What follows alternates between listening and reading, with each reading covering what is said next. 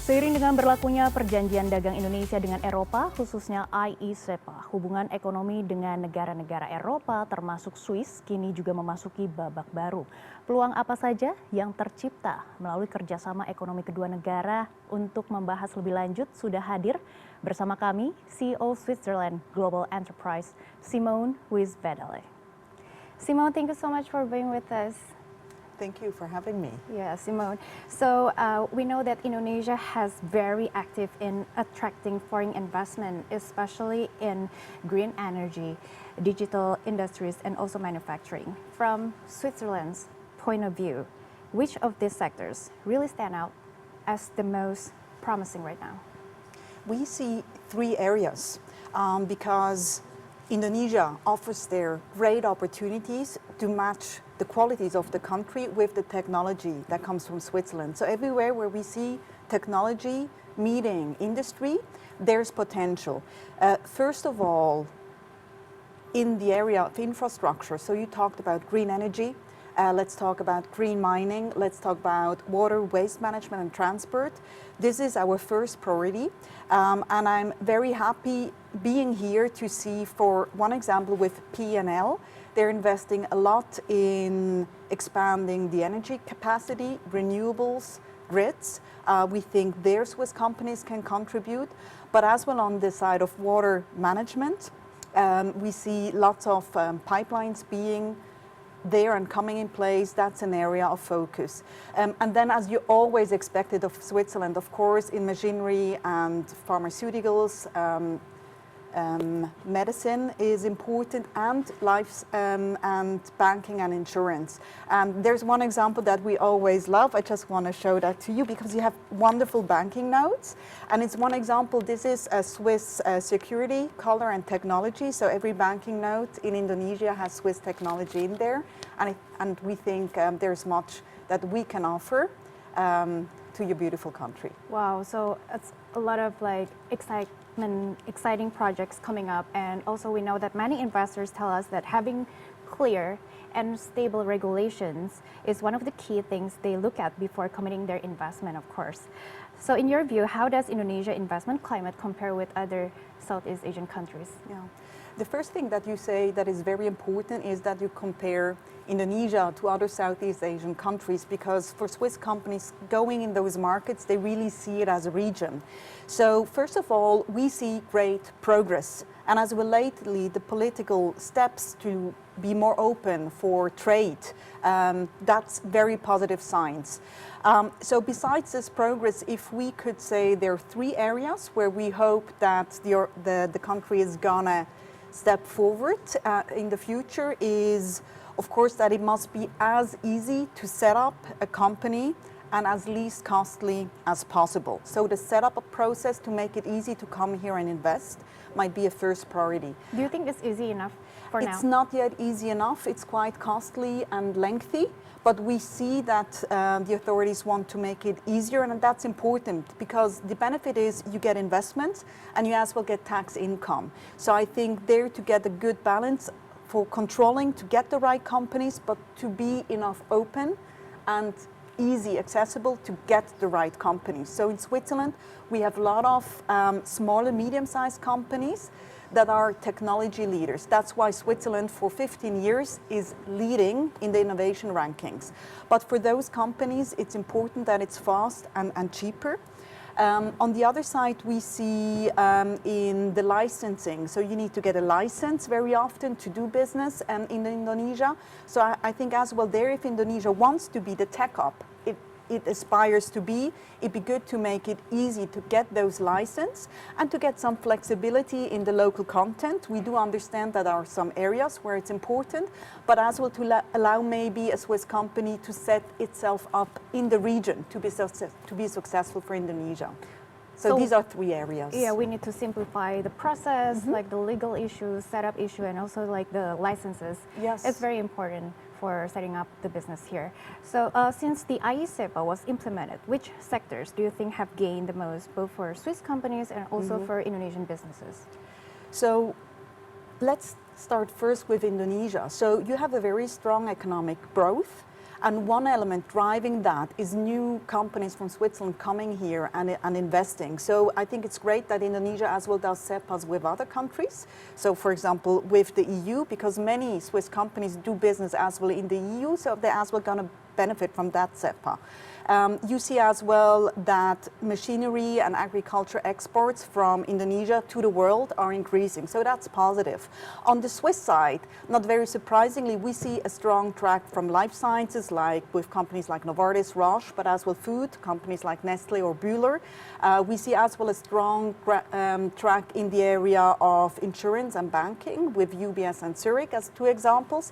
And where we really want to focus now, because we see the bigger growth potential on both sides, is green infrastructure, and that's as well the reason why I'm here during those days. Wow, it's very exciting because we know the green energy is the main focus for all over the world. Can you please explain more about the green projects?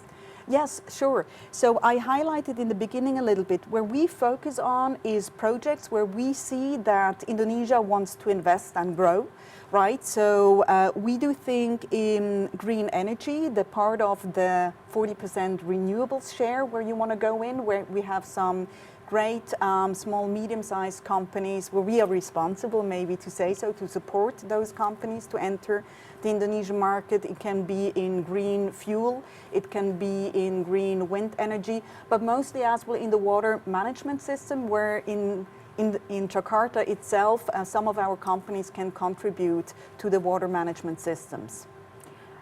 So I think a lot of investors and a lot of people see this IE-CEPA as a turning point in our trade relations. How do you at Switzerland Global Enterprise measure whether it's truly successful or not? So first of all, if we take a step back, I think your authorities and my authorities, they do CEPAs where they see lots of potential. And I think then it unleashes the potential, gives an opportunity. So what we do on a country level to measure is certainly the usage of the trade agreement. There we see still potential. And how trade data is evolving. Now, at Switzerland Global Enterprise, we're the official export investment promotion agency of Switzerland. We're a little bit more earth-based, more to business. So we look actually on the fact how many companies can we bring to Indonesia. What kind of projects are it? Is it just first information, oh, how is the country doing? Or is it a very concrete project of entering the market? And maybe as well a bigger project. And then we look at the feedback of our clients.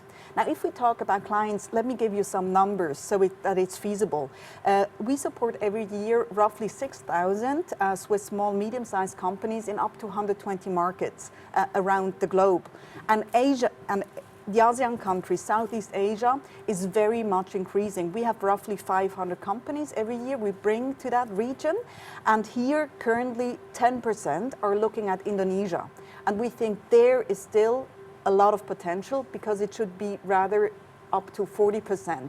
So we actually want to use the CEPA and the efforts of the Indonesian authorities to push as well those regulatory elements that we've set to the next stage to further increase the contribution of Swiss companies in your very country. 500 companies every year, that's a lot. So we know that Switzerland also is famous for its medical care, advanced technology, and vocational education system. Do you see the opportunities to transfer that expertise to Indonesia? Well, absolutely, and I think it's one of the elements that Indonesian authorities are as well very interested to really bring the CEPA on a next level, because Swiss companies are very known that when they come to a country, they want to cooperate with local companies and as well local people. So there's lots of technology transfer to the very partners, to the very people that work for the Swiss companies, as we invest. The technology is very often in the processes, right? So we train the people on the processes. There's a lot of apprenticeship trainings, and this is why if we look at other Asian countries, we have seen a lot of stronger technology in those very countries, thanks to Swiss companies being in those countries.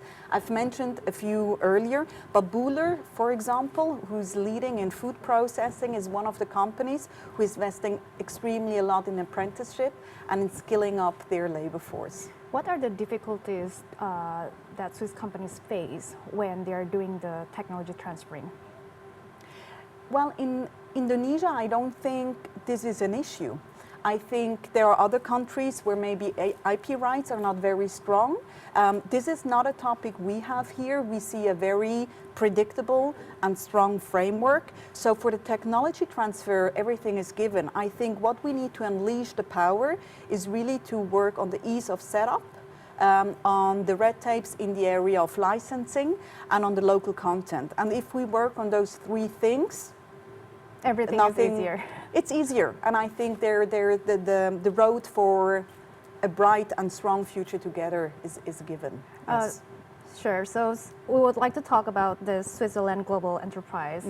You mentioned this is the main partner monitoring how Swiss companies benefit from this trade deal, included IE-CEPA. Can you walk us through the role Switzerland Global Enterprise actually plays in connecting Swiss companies with opportunities in Indonesia? Maybe give us a couple of examples. Yeah, no, I'm very happy to. So I think our role is not to ensure the usage of the free trade agreement, but it's a result. So our role is to ensure that Swiss companies can enter the Indonesian market rightly. So we work with them to ensure which country in the Southeast Asia region, for example, is the right one for them to be successful. Very often it can be in Indonesia. And then it's about how to enter this market. Go to Jakarta, go to another island, with which partner to enter this market. And when there are, let's say, governmental measures, how to tackle them the easiest. And for that, we have a one-stop shop in Indonesia, in Jakarta. It's our Swiss business hub. And for every Swiss company, particularly the small and medium-sized ones, it's really the first entry point, and they get the services they need end-to-end. And we work with Kadin. And if there is in the future as well an investment desk on the Indonesian side, we will as well work with that very desk.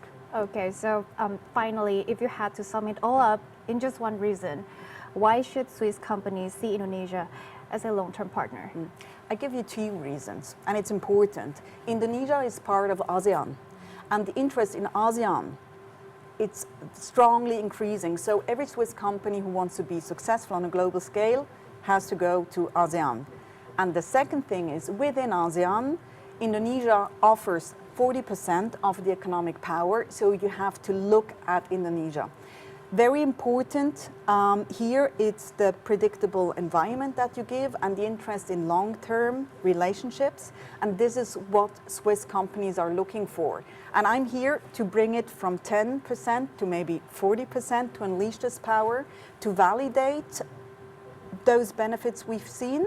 And we will invest more in this very region. And this week has confirmed to me that this is the right way to go. Wow. We hope that probably 40% could be implemented in Indonesia. Thank you so much once again to Ms. Simone Wyss Vedele, CEO of Switzerland Global Enterprise, for joining us and sharing such valuable insight. Semakin jelas bahwa Indonesia dan Swiss memiliki potensi yang besar yang belum sepenuhnya tergarap. Dengan IE-CEPA, peluang ini bisa memperkuat kemitraan jangka panjang antara kedua negara. Thank you so much.